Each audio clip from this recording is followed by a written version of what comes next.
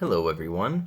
So I made something the other day that I thought you guys might actually take some interest in. I wasn't gonna make a video on this, but it was too interesting to not. So if you've heard of a do-nothing machine, I think that's what it's called, or a useless machine, most of the robots that I make are absolutely useless anyway. But this is the first version I've made.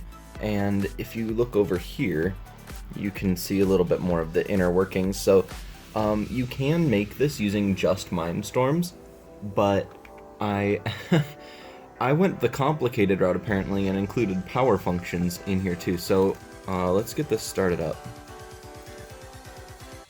Here we go. The battery is pretty low, so it's going to operate a little bit slower, but I don't want to replace the batteries until they're actually out. So I'll also turn on this. There we go. And now I'll wait until this is started, but basically the operation is you move this lever and then it pushes the lever back. That's really it. So here we go, it's on, and I'm going to select the program here.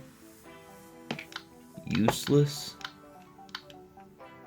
Here we go, program. Alright, now it's active. So, all you do is you pull the lever here, and then it pushes it back. So, whoa, we're losing focus here. There we go. Okay, yeah, so you just pull the lever, and it pushes the lever back. So you can kind of see that I have the lever pushing this button, so when you push it, it then releases the button. And so actually one interesting thing is if you keep the button depressed and then you let go, it'll do it again, which I programmed it with a change in the button, so you don't actually have to push the button. It's if the button state changes at all, which is not the best, but it works really well because as long as it pushes that away, it will reset the button anyway. So when that button gets a signal, it activates this motor, which flips this switch. So I'll do it one more time so you guys can see. There you go. Uh-oh. There we go. Okay. I'll do it one more time. So this switch activates this servo, which moves the motor. And then underneath here you can actually kind of see the working components. Whoops. Here we go. Yeah. So that's pretty much this whole thing, and this is the power supply for the power functions, and this is the power supply for the Mindstorms. And so I was just goofing around, and I made this ridiculous machine. Now, I know I can make it using just Mindstorms, but until I started programming it, I didn't realize how I could do it. But I think it works pretty well just by itself. And this motor here is actually kind of wiggly, and this servo, it works really well, but you can actually fine-tune it more with a Mindstorms motor, and I do have some of those.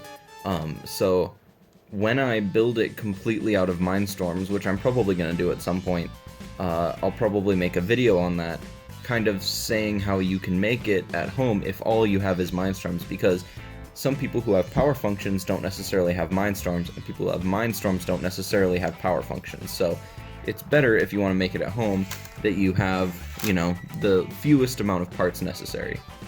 But I thought that this was pretty cool. It's by far, well, it's actually more useless than the other useless robots that I've made. However, it's still very useless.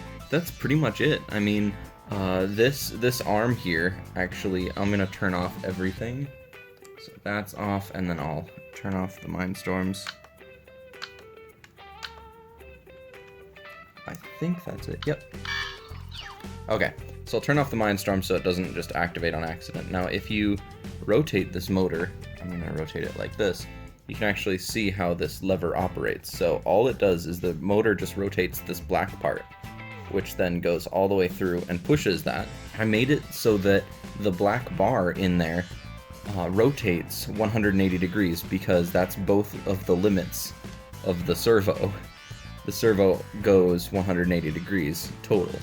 So I wanted to make it so that whenever you flip the switch over here, it would go from one extreme to the other extreme and then make the servo do the same. So I hope you guys like this, and if you guys want to see some more robots, or if you guys have suggestions for ridiculous robots that you can make with just Mindstorms or power functions or a little combination of both, go ahead and let me know. I'm very open to trying new things, and it just always reminds me of Logic Bots, except this allows me to be a lot more creative. So, yeah, thank you guys so much for watching, and I'll see all of you in the next one.